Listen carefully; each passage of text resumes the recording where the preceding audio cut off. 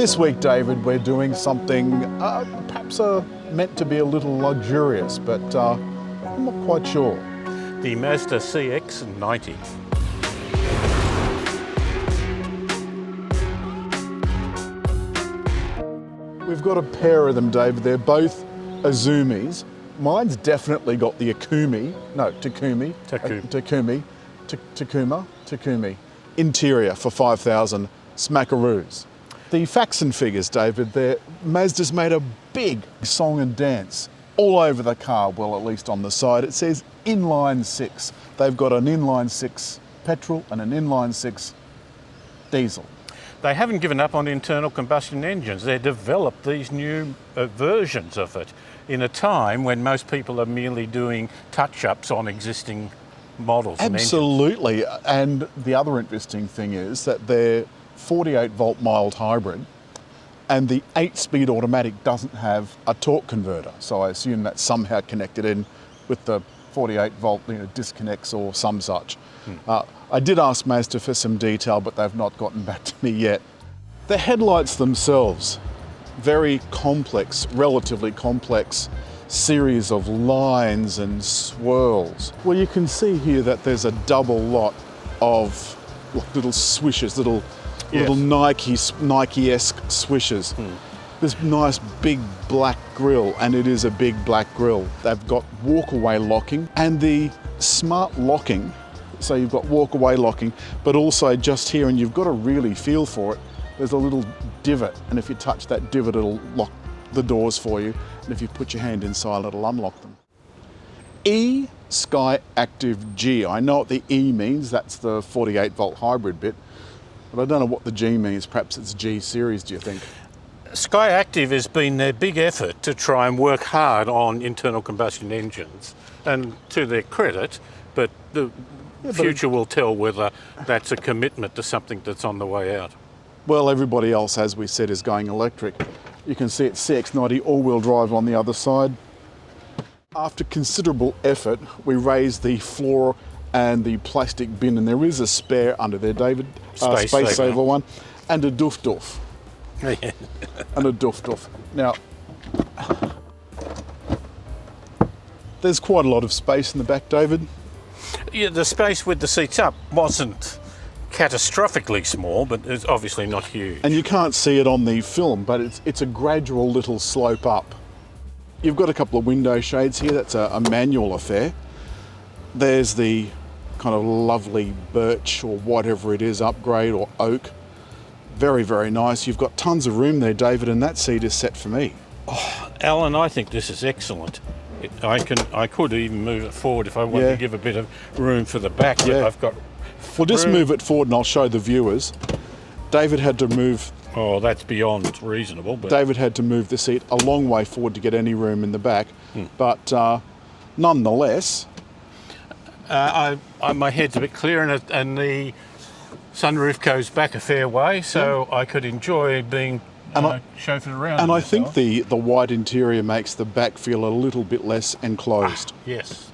You've got a lovely big wide armrest with a couple of lid thingamybobs, with a couple of lids, some cup holders, another zone of air conditioning, plus you've got heating and cooling for the outboard rear seats, which is lovely, and a couple of USB-Cs. See, up here I've got my wireless Apple CarPlay. Now, this was not an easy connect. The first day I fiddled with it and it just wouldn't connect.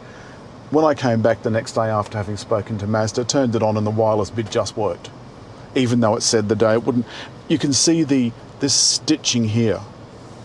This little fine stitching, little zigzag stitch. It's absolutely beautiful work, but I can't help but think that someone's going to come along, a kid, and pick it. But down here there's a lovely array of climate controls that are easy to use because they're right in front of you. And in front of that is only the camera, which I think is very, very good. Excellent camera. And the command center for what should be a touch control system. It was designed to be used with. I've got to go like so. And am I on it? No. Am I on it now? No. I'm on it now. It just drives me bananas. I have a totally different opinion. Oh, it's I love horrible. that it steps clearly between each choice. Looking, and then when I Because look, it's I'm happy. 10,000 years old. Alan, there's you and me on this side. We'll put it like this. Hold on. Don't know why. No! Stop! What? How do you set this thing? Park. Handbrake on. No. I've tried 15 times to set the seats. You press set and memorise and I'm not going to do it. The other thing, David, is this. The very, very odd way you select gears. So it's a T-bar style selector, but you've got to go, put your finger in the button, go over for reverse, and then go down. Huge digital screen in front of the driver, and the head-up display is about this wide. Love it. It's beautiful, and this is beautifully wide as well. I love the way that that's set out. That's interesting, Alan. It's not over deep by any means, and therefore not as intrusive to my mind, not like the tack on that many appear to be. Well, this still sticks up above the dash, so I thought it would upset your sense and sensibility. This does have drive modes, David. Only 3. Sport, yep, sport, normal, and off-road. Did you go off-road? I don't think it's an all-wheel drive for great off-roading. I think it's more for good grip in the wet on the bitumen. The inline 6-cylinder is very smooth. It gets a boost from that 48-volt hybrid system, but there's a funny hesitation in the automatic. The gearbox at low speeds can be flirty. It can do David. little things that I think that surprise you. Oh, as Dick Emery used to say, oh, you are awful to like you. Nippy. Yeah.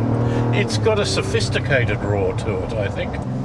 254 kilowatts is still a reasonable amount of power in my view. I'm going to take that out of sport. By the way, my dash went all red so that I could tell blushed. that I was, yes, it did blush. We've got all the usual refinements as well. Of course, you've got to do that now for 5 stars. It's got smart cruise control, speed limiter, plus it's got, I'm just going to turn it on. Now, it is always on. It's got smart steering as well. I'm just going to pop that up to 100. Now, it's keeping me a set distance from the car in front, and it has, I can see in the head-up display, which is about here, I can see that it's activated the little green lines, which means the auto steering is working. I did find that when the auto steering stopped, it would bing at me, which is very annoying. So you've got that in manual, have you? No, you've got it in drive? It shouldn't be this difficult to figure out. I mean, how many cars have you driven in your life, David? Thousands, hundreds of millions. Millions of cars you've driven. Sports Billions. mode is not for the urban area. It's holding me in lower gears, which just feels unnecessarily revving, which it is. So, I like the fact, though, that it's not a switch that takes you in only one direction. Yeah. I can go. Oh, yeah, me too. There's just something about this entire setup that does not feel like Mazda. Okay. The ride is floaty, yet then it was bumpy. And the gear changes are smooth, but clunky. At the lower speeds. And the cost. I mean, you know, there's 80s and 90s, and this Takumi, Falumi, Dajumi upgrade is $5,000. So that's a lot of bickies to get a car that you're not 100% happy with. And it doesn't even have a smart mirror, which I would Pushing expect for up that money. market, certainly I think in the style, but not in the sort of BMW sporty way, but rather in the more luxury way, or the more... I can understand that. I can understand paying more money for perceived luxury.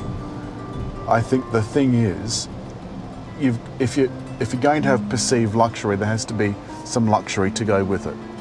It can't be all perception. That's all this week from Mazda's CX-90. Not a bad car. I'm not sure, I can't see the extra value over CX-9. It's a car you have to grow used to it in some of its quirky ways. Yeah. But as always, it's come time to hit like. Leave a comment. And above all, make sure you subscribe with the little round dot.